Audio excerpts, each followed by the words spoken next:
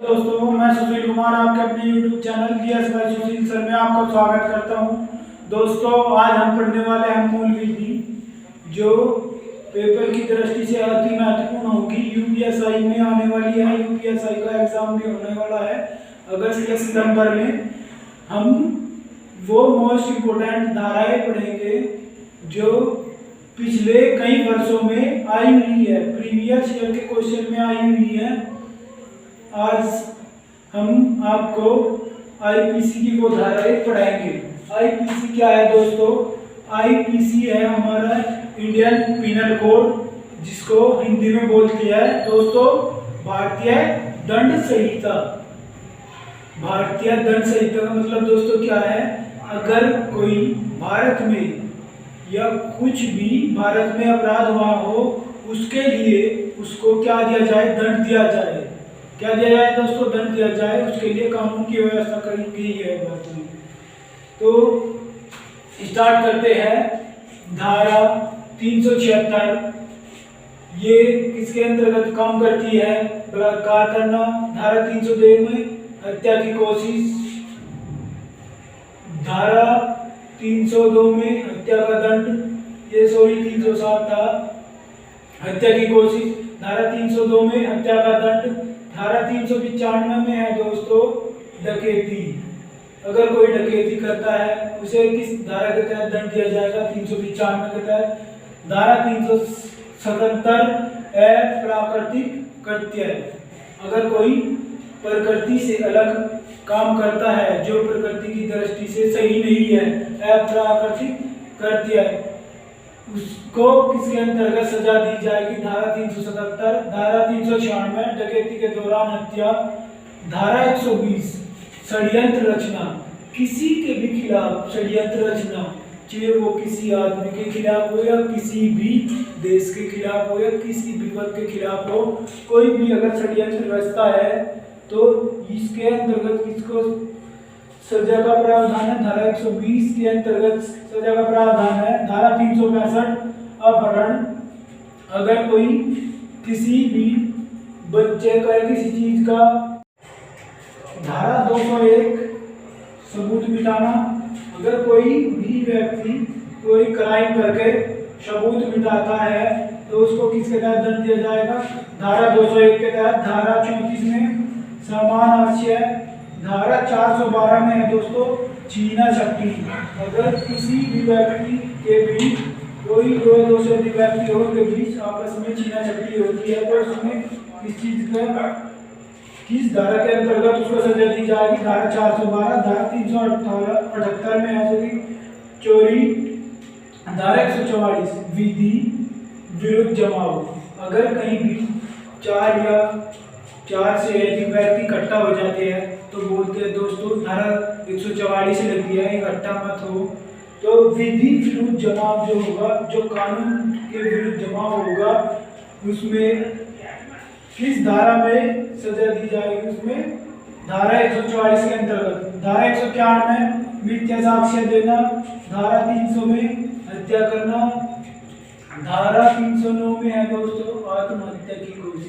अगर कोई व्यक्ति पुरुष या स्त्री आत्महत्या की कोशिश करता है तो ये भी एक अपराध है। ये किस धारा के अंतर्गत एक अपराध है? धारा 309 के तहत। धारा 310 में ठगी करना। अगर कोई किसी के साथ ठगी करता है।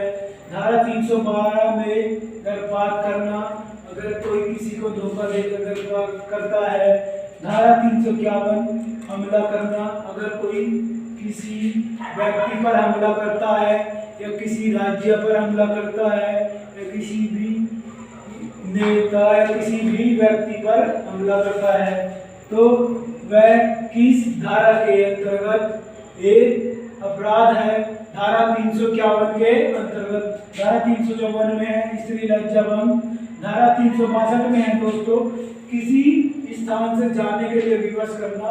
अगर कोई व्यक्ति किसी कॉलोनी या किसी जमीन पर रहता है, अगर हम उसको अपने बल द्वारा वहां से भेज दे कि तुम यहाँ से चले जाओ या निकाल दे, तो यह भी एक तरह का अपहरण ही कहलाता है दोस्तों।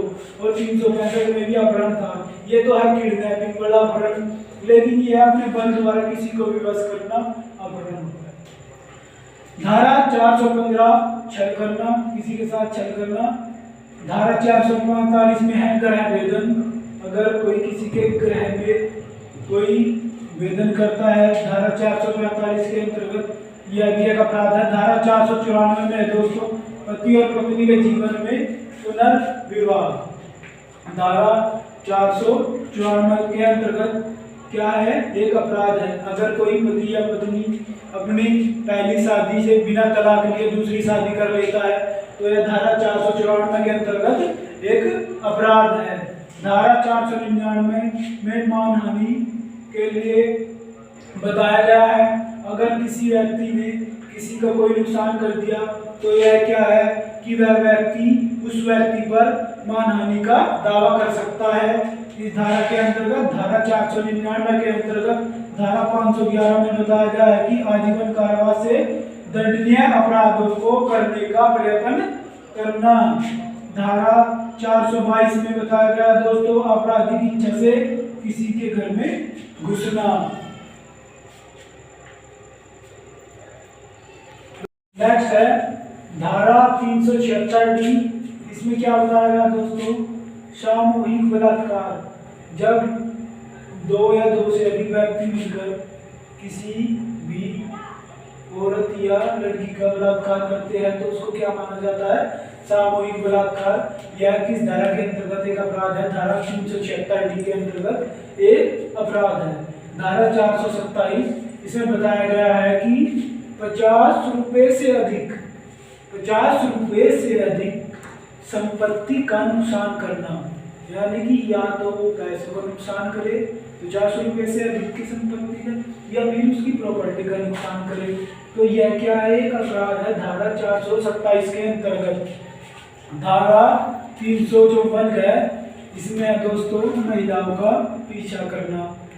क्या करते हैं दोस्तों, इसमें महिलाओं का पीछा करना। जैसे आप सभी जानते हैं कि कुछ लड़के लड़कियों का पीछा करते हैं, उनको बोलते हैं कि बाबू सोना ये सब वगैरह जो भी पीछा करते हैं, यह भी क्या एक अपराध है धारा 354 के अंतर्गत। अगर क्या वो लड़की इस बात के लिए मंजूर ना हो, अगर वह क्या कर दे, रिपोर्ट करा दे कि यह मुझे छेड़ रहा है, तो महिलाओं का पीछा करने के लिए क्या होगी, उसके खिलाफ सख्त कार्रवाई होगी। धारा 354 के अंतर्गत। धारा 369 इसमें 10 वर्ष से कम आयु के बच्चे के शरीर चोरी करने के ऐसा है इसे अपहरण, यानी कि सबसे कम उम्र के, यानी कि 10 वर्ष से कम उम्र के बच्चे के शरीर चोरी करने के जुर्म में क्या है, धारा 369 के तहत दंड की सुविधा। धारा 392 लूटपाट। 4 या 4 से कम व्यक्ति या तो 4 व्यक्ति शामिल है लूटपाट में, या 4 से कम व्यक्ति शामिल है तो इसको क्या कहेंगे, लूटपाट कहेंगे। यह क्या है, अपराध है धारा 392 के अंतर्गत। धारा 417 इसमें बताया गया है छल का दंड। जो भी कोई व्यक्ति छल करता है, किसी के साथ छल कपट करता है तो उसको इस धारा के तहत सजा का प्रावधान है धारा 417 के अंतर्गत। धारा 420 छल करना, संपत्ति के लिए बेईमानी करना। क्या है दोस्तों, अगर तो 420 निकला यानी कि धोखेबाज निकला तो यह है वो धारा 420। या तो वो छल करेगा या संपत्ति के लिए क्या करेगा, बेईमानी करेगा। दोस्तों ये हमारे प्रीवियस ईयर क्वेश्चन की वो मोस्ट इंपोर्टेंट धाराएं थी जो आईपीसी की 1860 की धाराएं थी।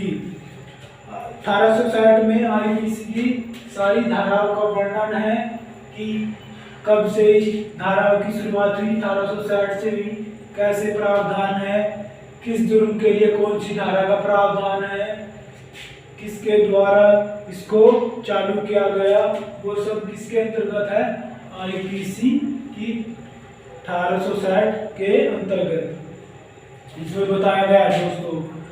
दोस्तों अगर आप लोगों को हमारी ये वीडियो पसंद आई हो तो प्लीज़ लाइक करें, अपने दोस्तों के साथ शेयर करें और हमारे चैनल को सब्सक्राइब करें।